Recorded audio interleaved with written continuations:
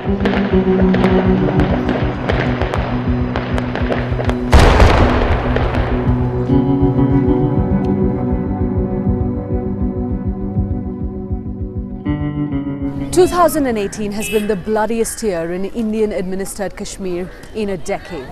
More than 500 people have been killed, including civilians, militants and security forces. While this has long been a region in turmoil, one of the most militarized areas in the world, what's caused the recent spike in violence?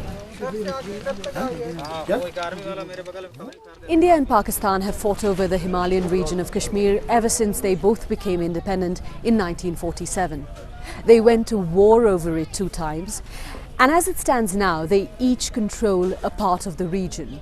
Some areas are also controlled by China. Here in Indian-administered Kashmir, the most deadly period was from the late 1980s through the 1990s. Resistance to Indian rule led to a rise in militancy and tens of thousands of people were killed. The violence subsided in the first decade of this century, but it's never fully gone away.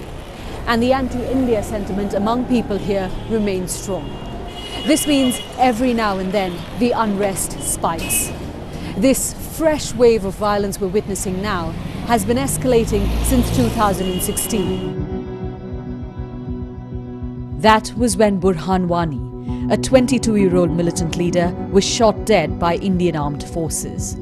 He was adored by many here, had a mass following, and his death led to anger and protests. Both sides, the security forces and the armed insurgents, have since become more active.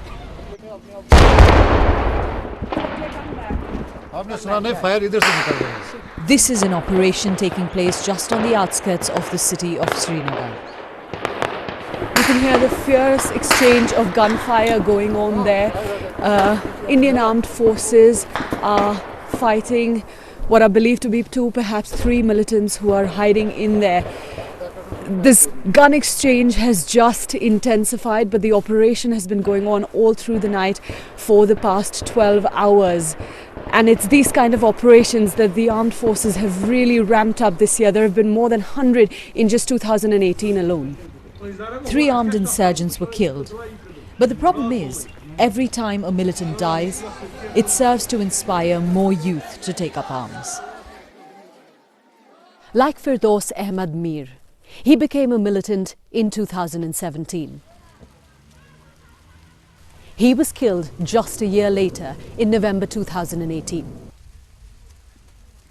Men saçın on maksadı was barda yetçi jabriya gasan zulum şu gasan bakay şu huçu gasan te naman suçuma bay benin su gasan gustay ki yim galat galat peş yim karni mansı men saçın bardaş.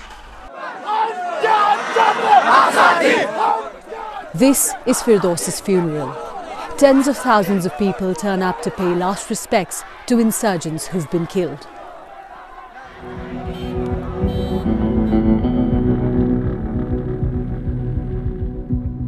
The militant outfits have also become more violent. 2018 has seen a sharp increase in targeted killings of policemen, of army men, but also of civilians who the insurgents believe give information about them to security forces.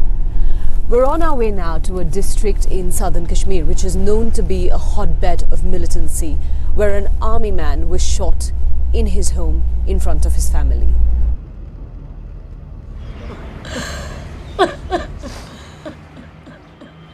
Mukhtar Ahmad Malik was killed by militants when he was at home on leave. Kashmir te aav tang setha aav na lihaza chus yemne shu betar bambari.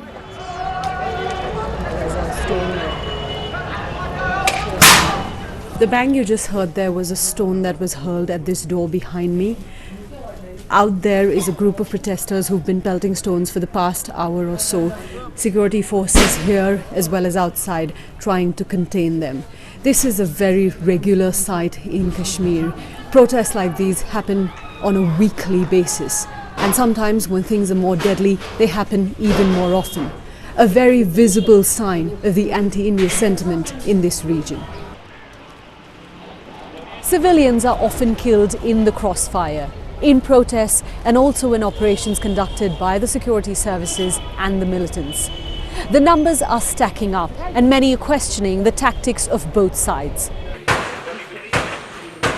We have made the area safe. We have made the area safe for the local populace. We cannot sit and keep on watching militants with weapons, roaming in villages, threatening people and gaining ground. No, we cannot. We just cannot afford to watch that. We have to act. It's hard to predict what 2019 will bring. Will there be a pause in the violence or increased bloodshed? The only thing one can say with certainty is that it's never too long before the next killing takes place here.